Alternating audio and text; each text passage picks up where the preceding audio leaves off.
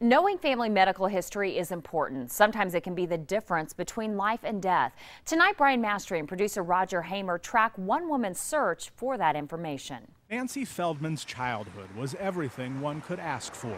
Even though she didn't know her mother, she was adopted at 2 months old. And I had always believed that my birth mother had died shortly after I was born. As an adult, she contracted 2 medical afflictions. One passed on to a son.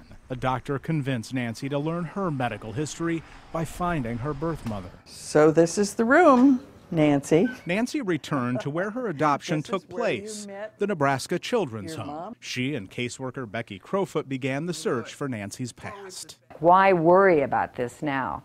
But it was basically curiosity that drove me, no feeling like I need to be reunited. It's become a 17-year partnership. Nancy would take her time and look at every aspect and then try to find the cherry in the whole thing that was positive. An exhaustive search ensued until finally, my birth mother was found. Nancy's birth mother was 28 when she put her up for adoption. The reaction of being found so many years later stunned the mother. She didn't want contact. She was angry, feeling that she had been betrayed, which is also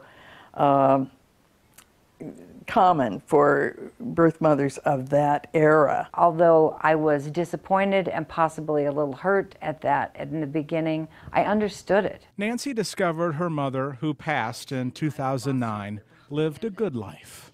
That's what I always wanted for her. I didn't want this to have been the most crushing, event of her life that altered it forever. Although it was a roller coaster journey, Nancy's thankful she got on board. I was really glad that I did that because I discovered more about myself. With producer Roger Hamer, Brian Mastry, WOWT 6 News.